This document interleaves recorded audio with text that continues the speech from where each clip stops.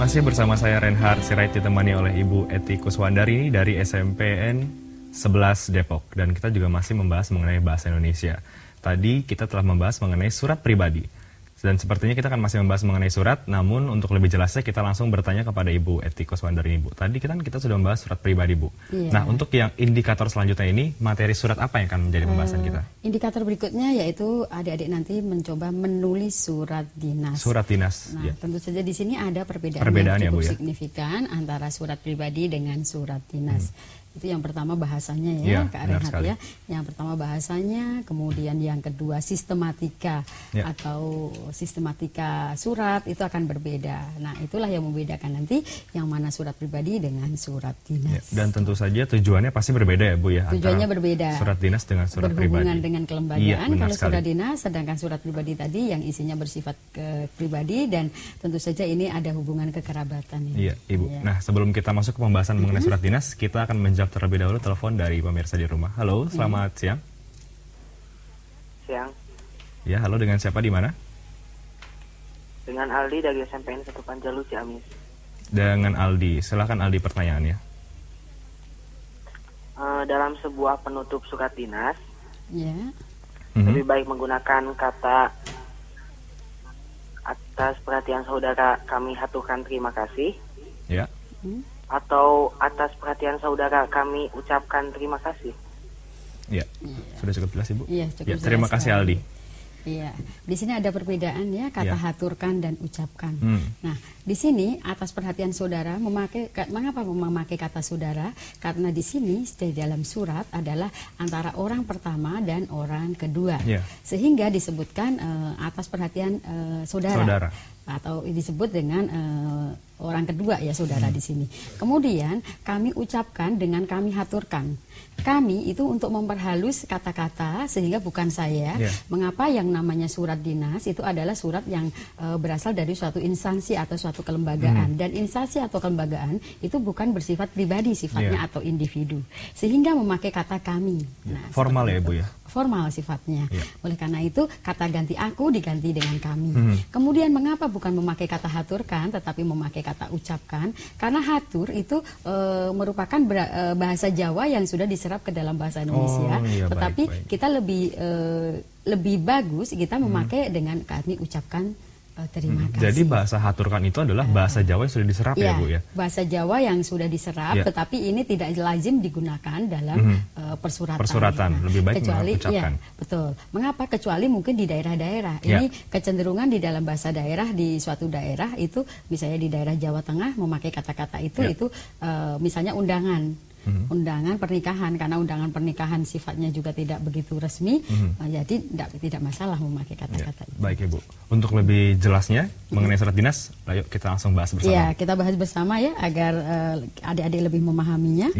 Coba kita lihat penulisan alamat surat yang tepat adalah yang mana penulisannya?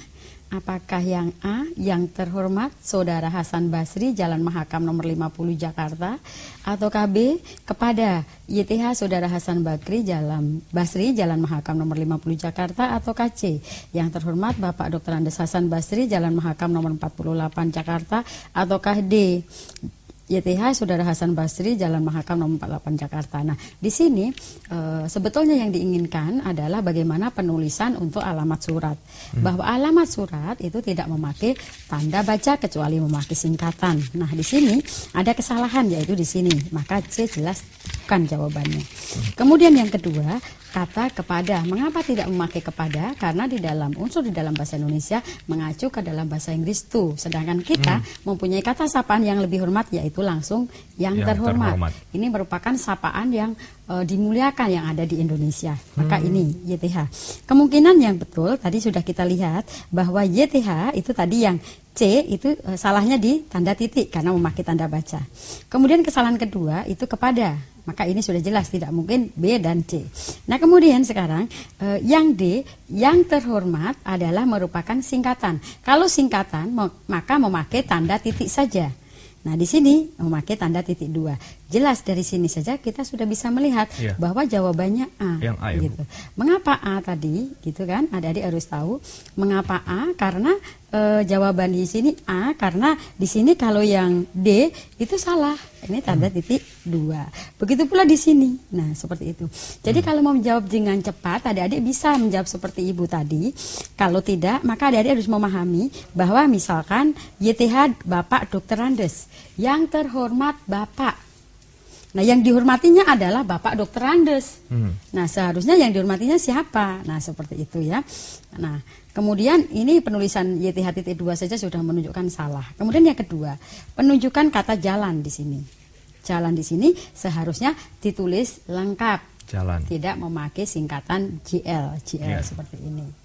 Nah, jadi seperti itu cara pembahasan untuk alamat surat. Nah, nanti Ibu jelaskan sekali lagi bahwa ada hal-hal yang perlu diperhatikan dalam menulis alamat surat, terutama untuk surat dinas. Pertama, penulisan nama harus cermat, lengkap, dan informatif. Kemudian nama diri penerima diawali huruf kapital pada setiap unsurnya. Nah, kata kepada sebelum YTH di sini tidak diperlukan. Ini di sini tidak diperlukan ya. Nah, kemudian yang selanjutnya kata sapaan itu ditulis penuh. Nah, saudara misalnya, boleh ditulis saudara. Nah, seperti itu. Kemudian yang selanjutnya nama gelar seperti Dr. Andes, dokter atau pangkat itu tidak boleh mengikuti kata sapaan. Karena yang disapa siapa? Kalau yang disapa adalah biasanya orangnya. Nah, seperti itu. Kemudian nama dan alamat yang dituju. Nama dan alamat yang dituju di sini bisa juga dengan nama orang dengan nama jabatan. Misalnya nama orang adalah Aris Pujianto, misalnya begitu ya. Aris Pujianto, jabatannya adalah apa? Kepala bagian tata usaha. Nah, seperti itu. Ini adalah nama jabatan. Nah, seperti itu. Kemudian nama jabatannya saja boleh. Nama jabatannya saja, tetapi bukan nama instansinya. Misalnya, kita menulis biasanya untuk kepala bagian personalia, yang terhormat kepala bagian personalia. Mengapa kepala bagian personalia? Mungkin kita sebagai yang menulis surat, misalnya surat lamaran, kita tidak tahu siapa nama kepala bagian personalianya, tetapi kita surat itu ditujukan untuk kepala bagian personalia, sehingga kita menulis surat tersebut untuk langsung kepada kepala bagian personalia dan bukan nama instansinya. Nah, ini harus diingat-ingat. Kemudian habis itu, setelah itu adik-adik kita dalam menuliskan surat, adik-adik harus memperhatikan pada alamat surat seperti ini. Iya, Ibu. Kita akan membahas lebih lanjut lagi, Bu, setelah kita mengangkat telepon terlebih dahulu. Halo? Halo? Halo? Iya, halo, dengan siapa, di mana? Dengan Iksan dari Gorontalo. Dari Gorontalo. Silakan Iksan, pertanyaannya langsung. Bagaimana cara kita membedakan surat pribadi dengan surat dinas? Oke, itu aja Iksan? Iya, itu aja, makasih. Ya, terima kasih Iksan. Ya, Ibu, pertanyaannya bagaimana membedakan surat pribadi dengan surat dinas? Nah, tadi kan Ibu sedikit sudah membahas bahwa perbedaan surat pribadi dengan surat dinas. Tentu saja yang pertama bahasa yang dipergunakan. Bahasa tadi kalau dalam surat pribadi tentu saja bisa menggunakan bahasa sehari-hari, sedangkan dalam surat dinas menggunakan bahasa yang baku ya, sesuai dengan kaidah-kaidah yang berlaku. Kemudian yang kedua, pada penulisan tata bahasa dan sebagainya itu bebas, cenderung bebas.